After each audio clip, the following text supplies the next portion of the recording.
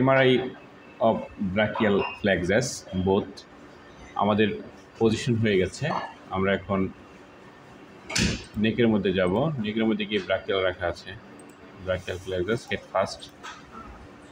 ওকে, নেক দেওয়া আছে। এখানে অনেক সময় নেক না থেকে অন্য কিছু থাকতে হবে, নেক সিলেক্ট করে নিতে হবে। Exam three plan, first of all প্রথম আমরা থ্রি প্ল্যান নিব। এরপরে একটা মাইলো নিব। মাইলোর সাথে রুট নার্ভের একটা ভালো সম্পর্ক রয়েছে, তো মাইলোগ্রামটা আমাদের দেখে নিতে হবে। এই জন্য মাইলোগ্রামটা আমরা প্রথম দিকে রেখেছি। যদি দেখা যায় থ্রি প্ল্যান আসার পরে আমরা মাইলোগ্রাম নিব।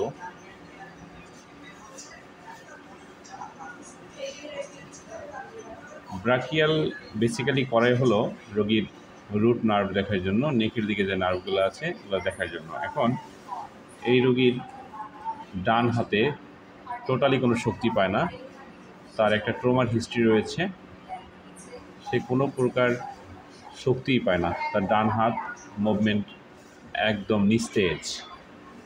ওকে, থ্রি প্ল্যান শেষ। আমরা এখন মাইলোগ্রামের প্ল্যান দেব। মাইলোটা সাধারণত আমরা সার্ভিক্যাল স্পাইন, ডরসাল কিংবা লাম্বারে যেভাবে মাইলো নেই, লাইক দ্যাট। আমরা যেটা খেয়াল করি, মাইলোর উপর ডাবল ক্লিক করলে, আচ্ছা এই জিনিসটা সার্ভিক্যালে সেট করা আছে কিন্তু সার্ভিক্যালে যায় না। আমি দেখি ট্রাই করে যায় কি না। স্পাইন যায় না, তার মানে আমরা টেনে নিতে হবে। ওকে, এটা পরবর্তীতে কাজ করব, কেন ডাইরেক্ট গেল না, এটা অটো যাওয়ার কথা। ভেতরে আমরা মাইলোর উপরে দিব।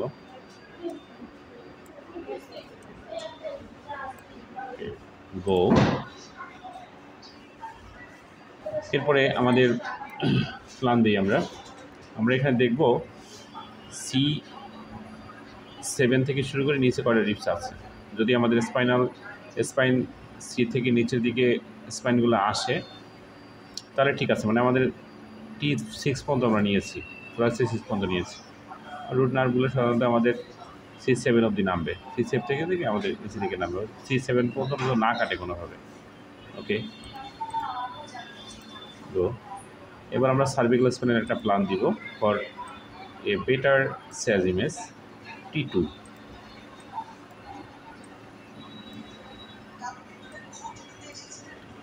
সিএসপ্যানের প্ল্যান দিলাম।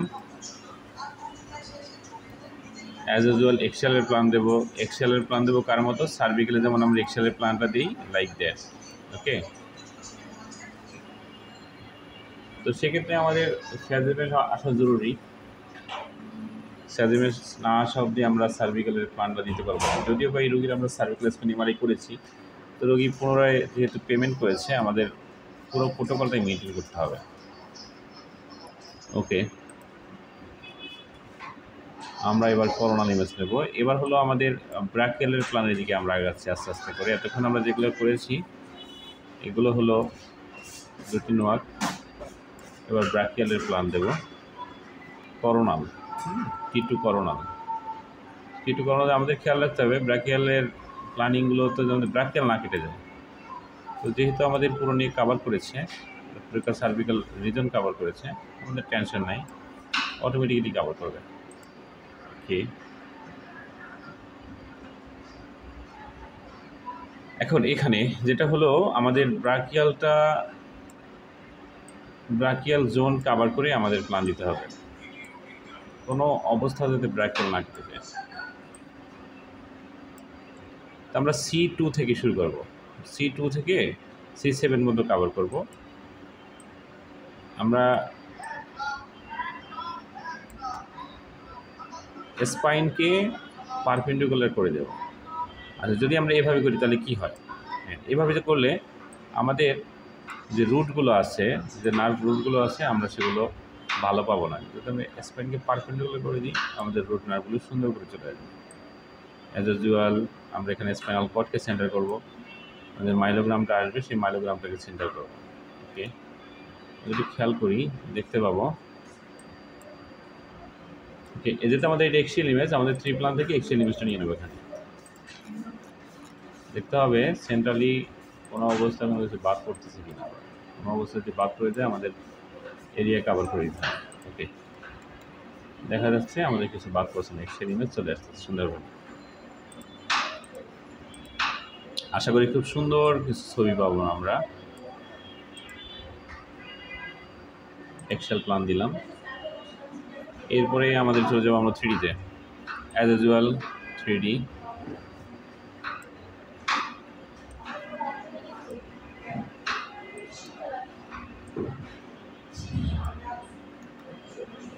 আমরা এমনভাবে প্ল্যান দেব যাতে আমাদের স্পাইন সেন্টারে থাকে, এক্সিয়াল ইমেজে স্পাইন সেন্টারে থাকে। আমাদের এক্সিয়াল একটা ইমেজ আসলে আমরা আপনাদেরকে দেখাতে পারবো। ওকে, যদি দেখা যায় এখানে এক্সিয়াল ইমেজ একটা পেয়েছি আমরা।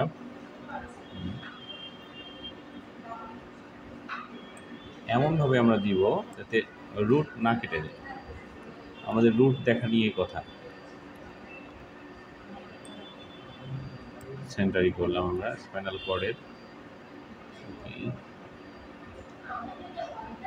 স্পাইনাস প্রসেস পর্যন্ত ধরাই দেব,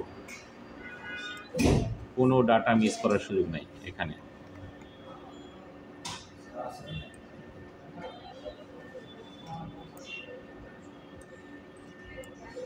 রুট নার্ভগুলো সাধারণত এখান থেকে বের হবে, দেখাই যাচ্ছে।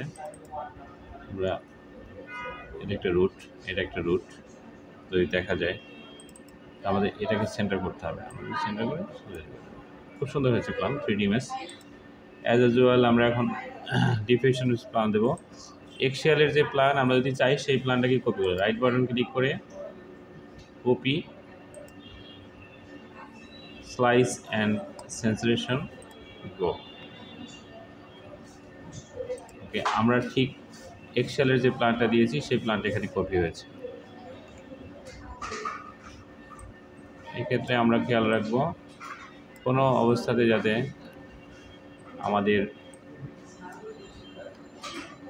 এখানে একটু খেয়াল করবেন, আমি C2 থেকে শুরু করে C7 বা T1 অবধি ধরেছি, অর্থাৎ রুটার্ন করবে। আর আমাদের এই যে যদি খেয়াল করেন এখানে মাঝখানে একটা সাদা দাগ দেখা যায়, মাঝখানে যে এই যে রেখাটা দেখা যাচ্ছে এই রেখাটা পারপেন্ডিকুলার দেবো, কখনোই আমরা সোজা করে দেবো না, পারপেন্ডিকুলার করে দেবো।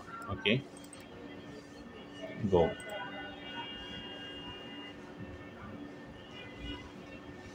আচ্ছা, এখানে একটা ব্যাপার হলো আমরা স্পেস তো একটা নিয়েছি T2 3Dর জন্য। এটা হলো আমরা নিয়েছি কত মিলিমিটার কাট একটু দেখার জন্য দেখাই। এটা নিয়েছি হলো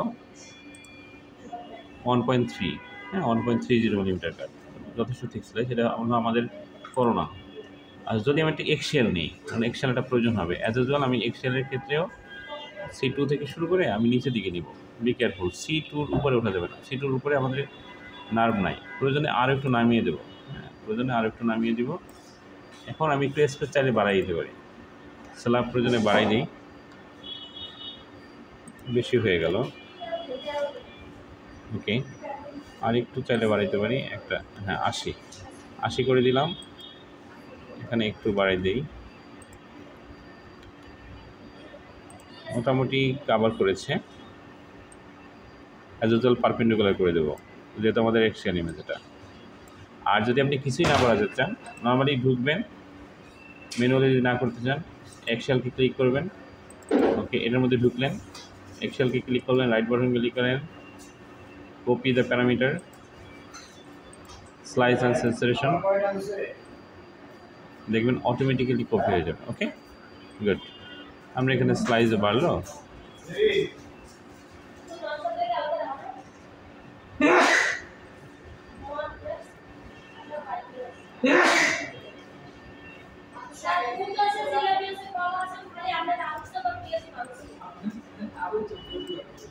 সাজেমেশটা নেই,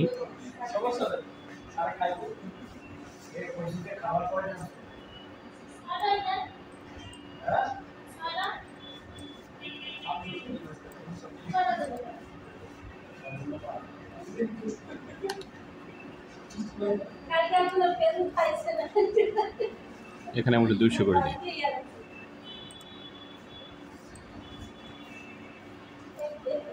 ওকে, স্পেস এক্সেল প্ল্যান দিয়ে হয়ে গেল। আমরা কিছু অপশনাল ইমেজ নিয়ে রাখবো। ডিফিউশন আমরা একটা নিয়েছি, ডিফিউশন নিয়েছি হলো আমরা